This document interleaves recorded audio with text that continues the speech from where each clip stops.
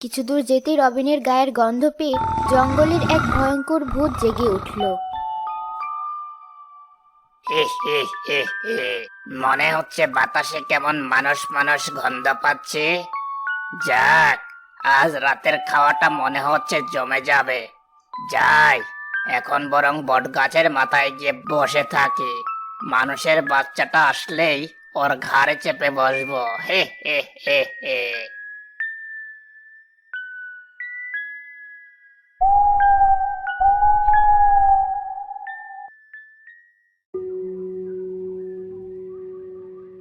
ওরে বাবা, চারদিকটা কেমন অন্ধকার। আর ওই বটগাছটা দেখেই কেমন ভয় করছে। যাই, পা চালিয়ে হাঁটি।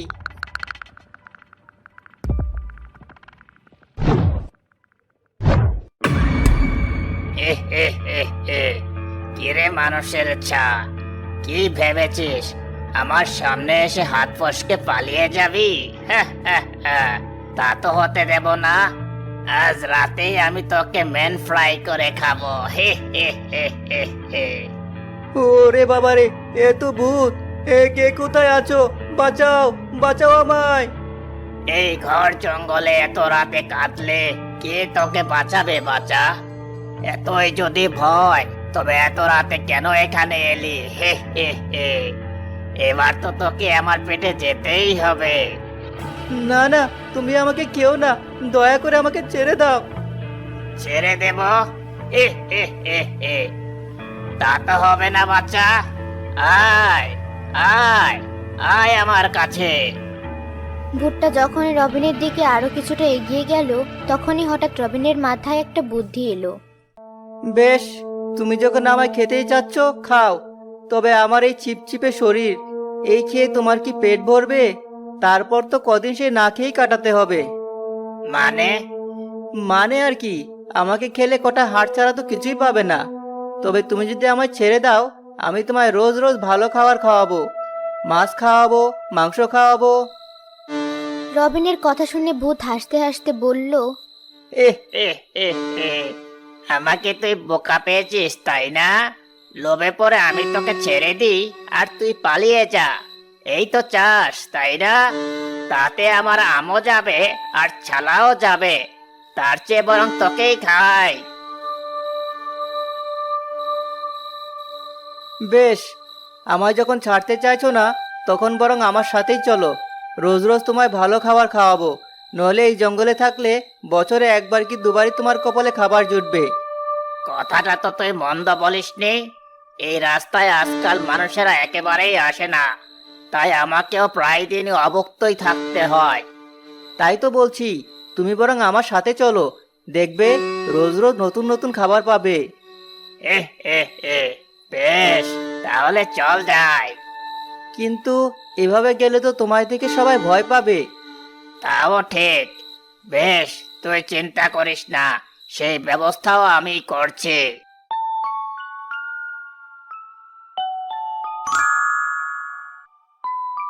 এই যে, আমি এক্ষুনি এই হাড়িটার মধ্যে ঢুকে যাচ্ছি। এরপর কেউ আর আমায় দেখতে পাবে না। এই হাড়িটা নিয়ে তুই নিজের বাড়িতে রাখবি। আর হ্যাঁ, আমার সাথে কোনো চালাকি করবি না।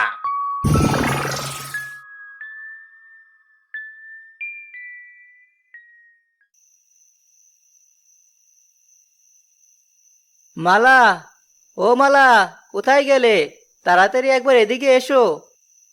তুমি চলে এসেছো? আমি তো খুব চিন্তায় পড়ে গিয়েছিলাম। ভাবছিলাম এত রাত হয়ে গেল, এখনো ফিরছো না কেন? অত কথা বলার সময় নেই। যাও তো, এখনই আমার জন্য গরম গরম মাছ ভাজা আর গরম গরম ভাত নিয়ে এসো। সে কি, এই রাতে তুমি আমায় মাছ ভাজতে বলছো? হ্যাঁ বলছি। কেন, এত খেটে খুটে মাছ কিনে আনি আর মাছ ভাজা খেতে চাইলেই দোষ? রাগ করছো কেন? আমি সেটা বলেছি নাকি? আর এই মাটির হাঁড়িটা তুমি কোথায় পেলে? সব উত্তর কি এখনই দিতে হবে? বললাম না, যাও মাছ ভেজে আনো। আমি যাচ্ছি নিজের ঘরে।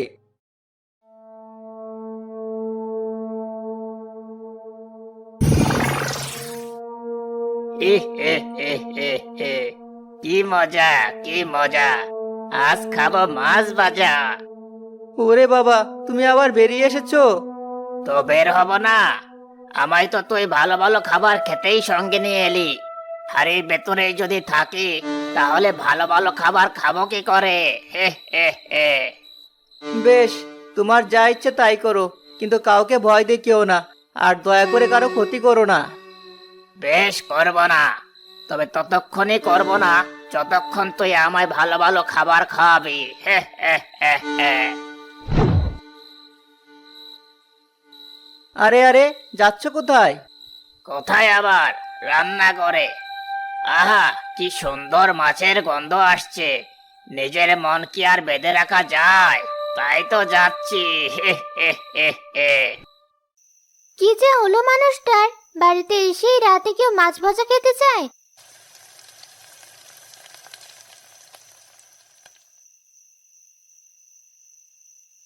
এই তো সব মাছ ভাজা হয়ে গেছে, যাই ডেকে আনি।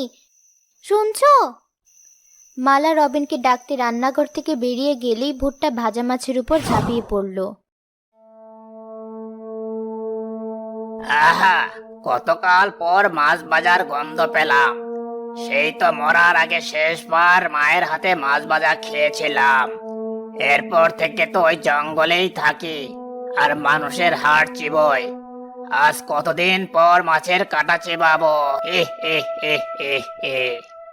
ভূত গপাগপ মাছ ভাজা খেতে লাগলো।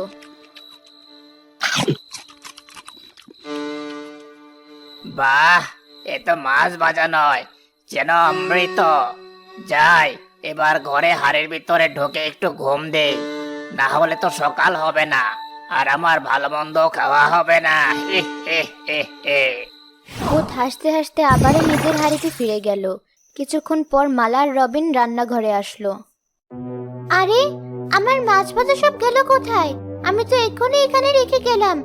বিশ্বাস করো, আমি এখানেই সব রেখে গেছি। এখন তোমায় কি দিয়ে ভাত দেবো? আহা, চিন্তা করছো কেন? হয়তো কোনো বিড়াল এসে খেয়ে গেছে। আমায় বরং শুধু ভাতই দাও, ওই আমি ভালো খাবো। তবে কাল সকালে কিন্তু আমায় ডেকে দিও। কেন, কাল কি কোনো কাজ আছে? না, তেমন কিছু না। কাল তো হাট, ভাবছি সেখানে গিয়ে 2 কেজি মাংস কিনে আনবো। সে কি, 2 কেজি মাংস? এত মাংস কে খাবে? আমরা তো মাত্র দুজন মানুষ। তো কি হয়েছে, তুমি বরং বেশি করে রান্না করে রেখে দিও ফ্রিজে। একটু একটু করে খাবো। রোজ রোজ কি আর মাংস কেনা যায়?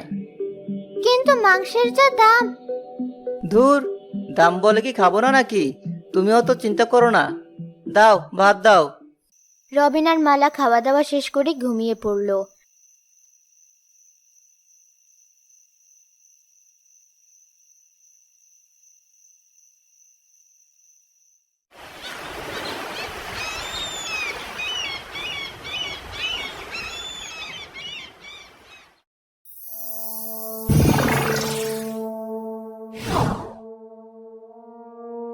এই যে মানুষের বাচ্চা, ওঠ ওঠ বলছি।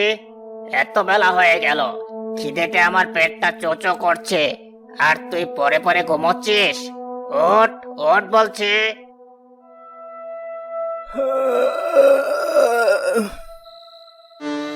ওরে ওরে বাবারে, বু, তুমি আবার ফিরে এসেছো? বেরিয়ে না এসে কি উপায় আছে? ওই তো কটা মাছ ভাজা, ওই খেয়ে আর কতক্ষণ থাকা যায় শুনে? যা, এক্ষুনি আমার খাবার নিয়ে আয়, নইলে কিন্তু তোকেই গেলে খাবো। ওরে বাবারে, না না, আমায় খেও না। আমি যাচ্ছি, এখনই তোমার খাবারের ব্যবস্থা করছি। রবিন যখন ভূতের সাথে কথা বলছিল, তখনই মালা সেই ঘরে ভূতকে দেখতে না পেয়ে বলল, বিড়বিড় করে কার সাথে কথা বলছো? কই, কারোর সাথে না তো। আর হ্যাঁ, তোমাকে না বলেছিলাম আমায় সকাল সকাল ডেকে দিতে? দাও, বাজারের বাগটা দাও। সে কি, তাই বলে না খেয়ে বেরিয়ে যাবে? যা বলছি তাই শোনো, নইলে কপালে কি থাকবে তা কেউ বলতে পারে না। কি বলছো? না, কিছু না, বললাম বাজারে ব্যাগটা এনে দাও। কাল থেকে যে তোমার কি হয়েছে, মনে হচ্ছে কোনো ভূতে ধরেছে। ভূত? না না, ভূত না। তুমি বড্ড বেশি কথা বলো, কথা না বলে ব্যাগটা এনে দাও। মালা রবিনের কথায় বাজারের ব্যাগটা এনে দিল। সেটা নিয়েই রবিন রওনা হলো হাটের দিকে।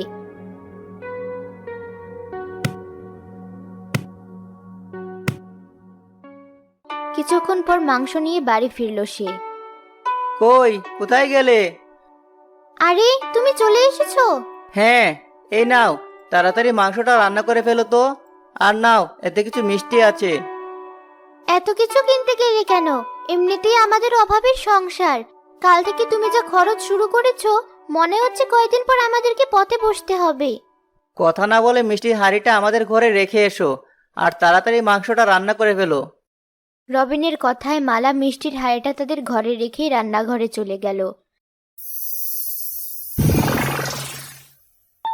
এ এ এ এ 4-5টা মিষ্টি গন্ধে কেমন মোমো করছে। সত্যিই বাপু, মানুষের ছাটা অতটাও খারাপ না। কতগুলো মিষ্টি, দেরি না করে বরং এগুলো এক্ষুনি পেটে চালান করি। হে হে হে হে। ভূত গপাগপ মিষ্টি খেতে লাগলো। আহ, কতক্ষণে পেটটা ভরলো। যাই, আবার কতক্ষণ ঘুমিয়ে নেই। এরপর তো আবার মাংস খেতে হবে। হে হে হে হে।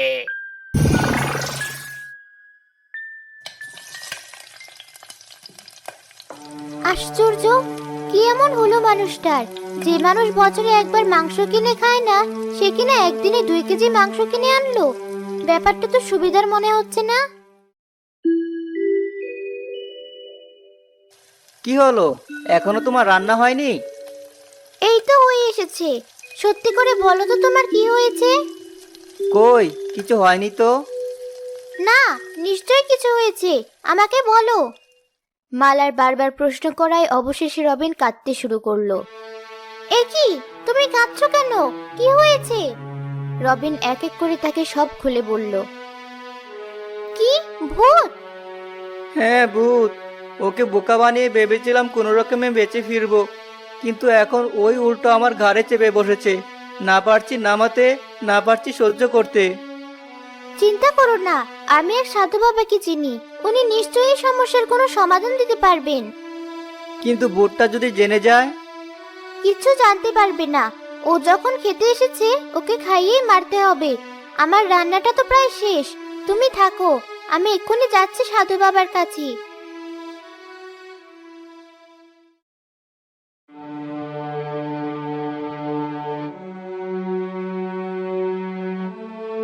সবই তো শুনলাম, কিন্তু ওই ভূত সহজে তোদের ঘাট থেকে নামবে না। এইভাবে বলবেন না বাবা, বড় বিপদে পড়ে এসেছি আপনার কাছে। ওই ভূতের হাত থেকে আমাদেরকে বাঁচান। বেশ, এত করে যখন বলছিস, তখন আমি দেখছি।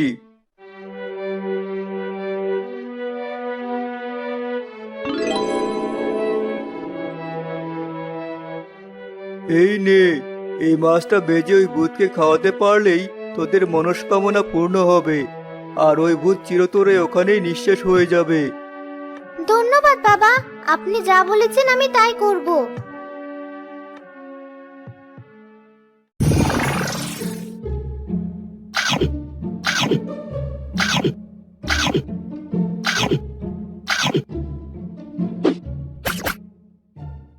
অন্যদিকে মাংসকে খুশিতে ভূত নাচতে লাগলো।